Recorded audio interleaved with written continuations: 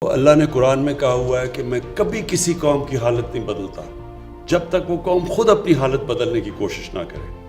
ہم جب تبدیلی لانے کی کوشش کرتے ہیں تو عمران خان آ کے ایک سوئچ آن کر کے تو تبدیلی نہیں لے کے آئے گا۔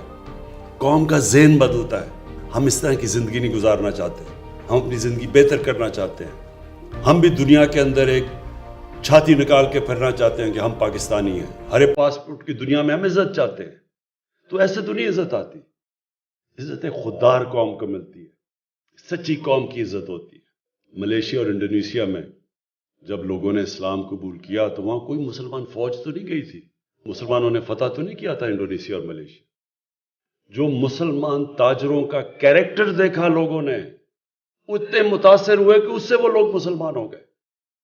سچے لوگ تھے، کیریکٹر والے لوگ تھے، کوئی بددیانتداری نہیں کرتے تھے، اپنے لوگوں سے لوگ ریسپیکٹ کرتے تھے، امانت دار لوگ تھے۔ اس لیے لوگ ان کو متاثر ہو کے ان کی طرف آئے۔